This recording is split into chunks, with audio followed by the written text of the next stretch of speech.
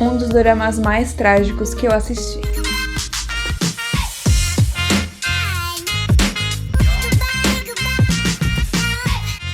Eu não posso tirar nesse vídeo.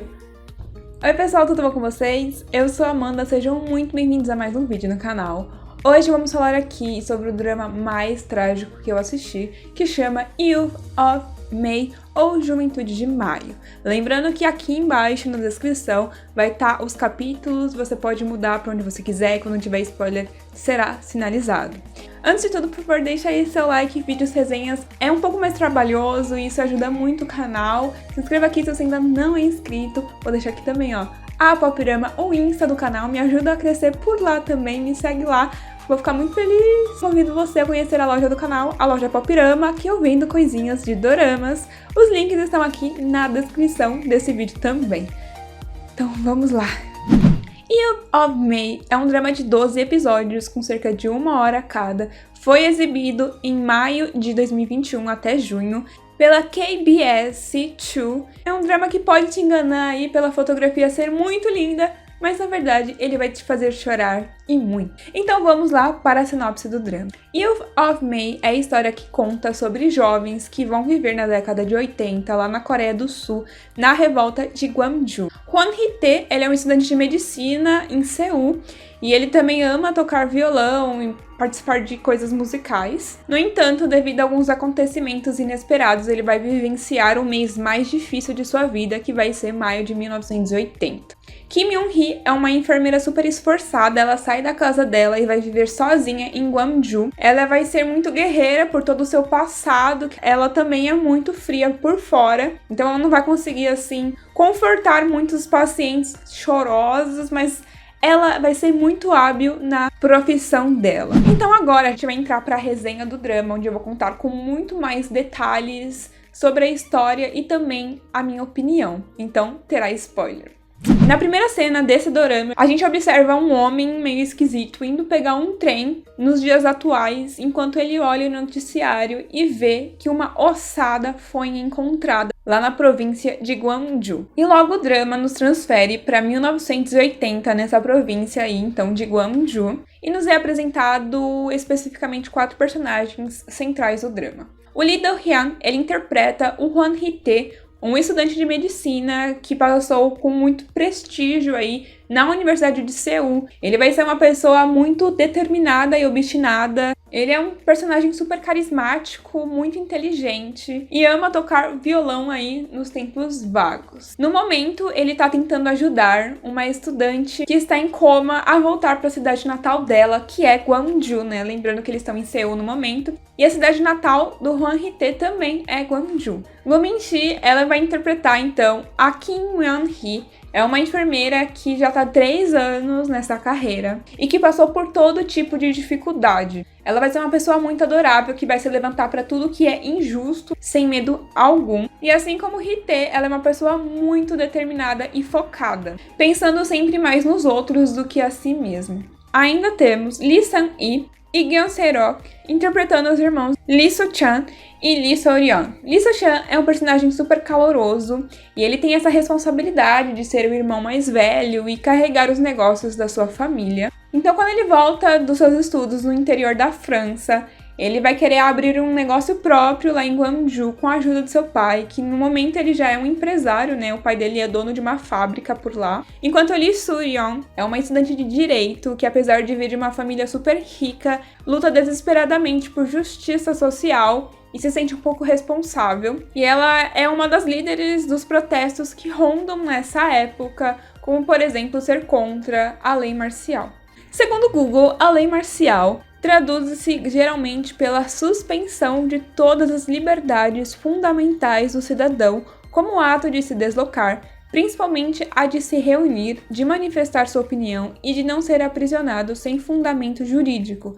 A lei marcial entra em vigor em situações excepcionais, como na preparação da instituição de um regime totalitário ou ainda em reação a uma catástrofe natural. Ou seja, um golpe de Estado aí estava por vir. Então, antes de tudo, preciso inserir vocês no contexto histórico que o drama estava se passando, que eu não tinha ideia que isso tinha acontecido. Estou falando do massacre de Gwangju, ou a revolta de Gwangju, que aconteceu exatamente há 41 anos atrás, no dia 18 de maio de 1980. Após a aprovação da lei marcial nessa época e o golpe de Estado, na época que o drama está se passando, a Coreia do Sul ela vai enfrentar um processo de luta pela democratização do país e uma série de manifestações que tem duração aproximadamente de uma semana, que ocorreram então na cidade de Gwangju. E esses movimentos foram super importantes para a Coreia até hoje. Eles foram considerados um marco na luta da democracia do país e aproximadamente morreram mais de 150 pessoas. Eu não contei nenhum por cento de fato que aconteceu na Coreia nessa época, mas apenas pra gente tomar um norte aí, então, sobre o contexto do drama. Como eu falei lá no começo do vídeo, Year of May, ou Juventude de Maio, ele foi lançado em maio, então, de 2021. Eu acredito que foi sim uma homenagem para todas as vítimas desse massacre e também para homenagear as pessoas que lutaram, então, para a Coreia se tornar democrática. E o drama vai caminhando lentamente para uma catástrofe, para não dizer outra coisa. Hee-tae, então, para tentar transferir a menina de Seul para Gwangju, ele vai voltar a morar com a sua família, que é composta do seu meio-irmão mais novo, a sua madrasta e seu pai. Então, como ele precisa de dinheiro para transferir a menina lá de Seul, ele vai acabar pedindo dinheiro para o seu pai.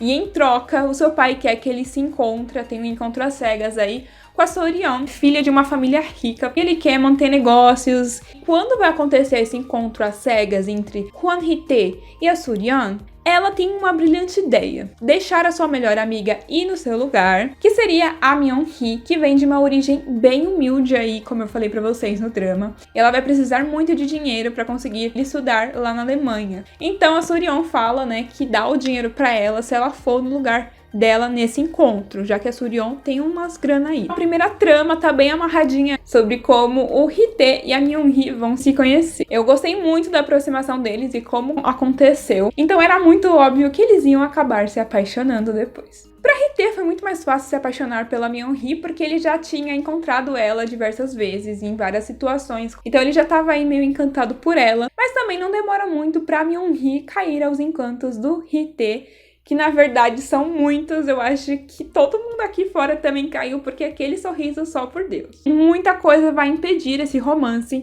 incluindo o pai do Hee-tae. Quem interpreta ele é o Oh Man-sok, e você deve conhecer ele do drama Pousando no Amor. Gente, ele só faz personagem com personalidade ruim, não é possível. E aqui nesse drama ele vai ser o chefe de divisão de investigação anticomunista. E ele então vai precisar sufocar rumores contra o seu filho ser um rebelde e participar dos protestos rebeldes. Dos protestos contra a lei marcial. Por isso ele começa a fazer de tudo para casar ele com a Soo-yeon, que vem de uma família aí bem popular em Gwangju.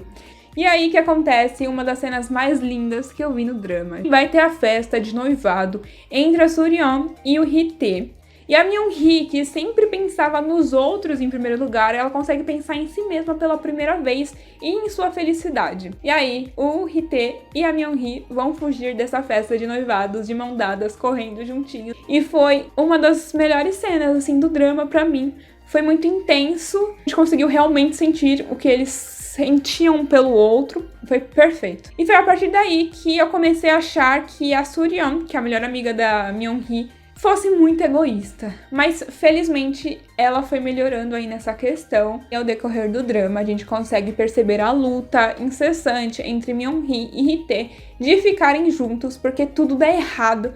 Quando a gente acha que tem um alívio, vem uma coisa super pior e é só sofrimento atrás de sofrimento. Tem um dia de paz. Além dessa trama dos personagens principais tentarem ficar juntos, uma coisa que é quase impossível, porque muita gente tá impedindo, vamos também mergulhando no relacionamento familiar de cada personagem, com seus próprios núcleos. Como, por exemplo, a Myung-hee com seu pai, que pra mim foi um relacionamento muito difícil de assistir, pois com tantas desconfianças entre eles e também o afastamento, mesmo um amando o outro, que a gente conseguia enxergar, obviamente. Foi uma relação que eu torci o drama inteiro pra eles se reconciliarem, pra eles se abraçarem, tipo, e falarem eu te amo um pro outro. E acabou como acabou, vou falar no final desse vídeo. E o irmão mais novo da Myung-hee, uma coisa mais fofinha do mundo, Ele era um elo, com certeza, entre o pai e ela. A família da Myung-hee em si é cheia de traumas e é também a mais humilde do drama e foi a que eu mais senti, assim, no final. A família da Soo-yeon, que é a melhor amiga da Myung-hee, ela é de uma família rica, composta pelo irmão mais velho e seu pai, que é dono de uma fábrica. Os irmãos dessa família, então, pra mim, foi um elo muito importante pro drama, sendo um molde pra questão política e também o relacionamento entre os protagonistas. Já a família do Hwan Hee-tae é super problemática, convivendo então com seu pai, que é uma pessoa muito ignorante, sem carinho algum, e só usa da violência e autoritarismo para conseguir o que deseja, tanto dentro da sua família quanto fora. E aí também vai ter o seu irmão mais novo, que vai virar amigo do irmão mais novo da Myung-hee. O irmão mais novo do Hee-tae, ele finge que odeia ele, mas na verdade ele ama muito. Sério, ele foi uma bela surpresa pra mim. Então, minha gente, que o drama começa a trazer em passos lentos o que estava de segundo plano eram os protestos e as manifestações contra a lei marcial e o movimento democrático, mais pro centro pra gente enxergar o que realmente estava por vir. O cenário de terror estava se aproximando e eu não imaginava nem um pouco, tadinha de mim. Como eu falei, eu não era familiarizada com esse evento histórico lá da Coreia. E quando de fato a tragédia começou a acontecer, eu comecei a lembrar do primeiro episódio e a me perguntar de quem eram as ossadas que foram encontradas em Gwangju. Eu tava desesperada porque eu ficava falando não pode ser dos protagonistas, como na história real também. A lei marcial é aprovada e o massacre de Gwangju começa, além das pessoas começarem a lutar pela democracia. Vítimas de todos os lados eram atacadas, com soldados que estavam acima da lei e de tudo. Quem era antes para proteger os civis, na verdade, estavam atacando eles. Nessa situação toda, o soldado Kim Kyung-soo, que não se identificava em nada com o que estava acontecendo. Na verdade, ele estava ali obrigado, né, pelo alistamento militar e deu de bater naquela época dele estar no exército. Ele era o melhor amigo do Hee-tae e ele não tinha forças o suficiente para matar ninguém, inclusive salvando a vida de algumas pessoas super importantes do drama e se metendo em muitas encrencas por isso. Com isso, eu acho que eu estou mais preparada para comentar o final com vocês agora. Então vamos lá. O final do drama.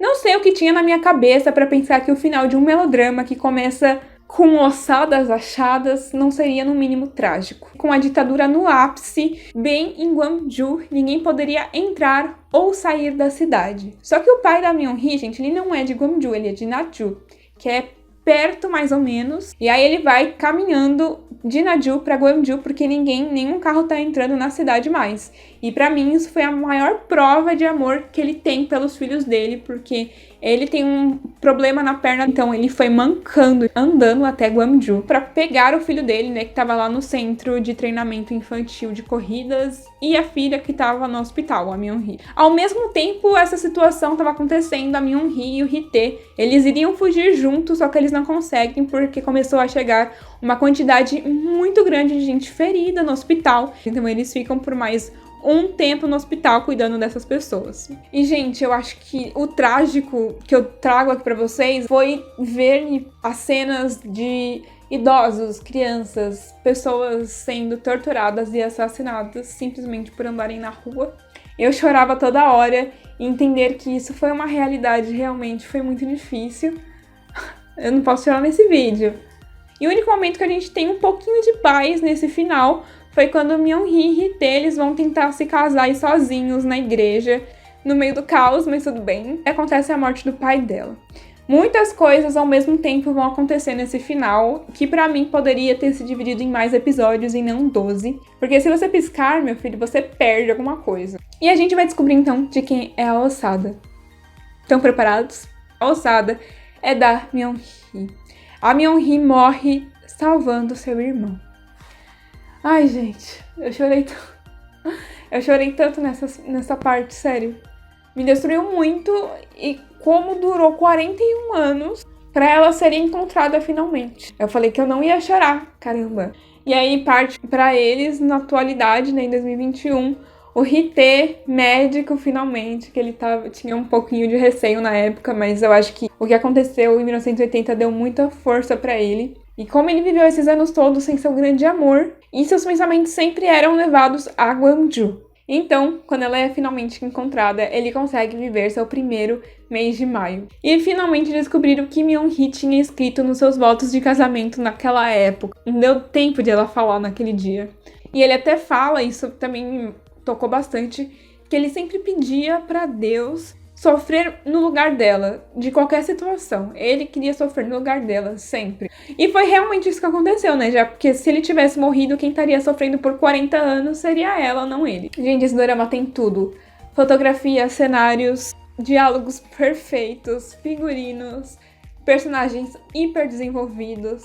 Seu único defeito pra mim foi que ele foi muito apressado no final e que ele não deveria ter só 12 episódios e sim mais. E eu adoro como o início e o final se completam. E no começo do drama, eles achando a ossada da Myung-hee. E no final, Hee-tae se encontra também. Sim, gente, foi o drama mais trágico que eu assisti, pois além do romance ter acabado na morte de um deles, o acontecimento em si do massacre de Gwangju é muito difícil de acompanhar, foi pra mim pelo menos, e entender que isso aconteceu é pior ainda. Minha nota final é um óbvio 5 estrelas e eu também favoritei. Você sabe o que significa se responsabilizar?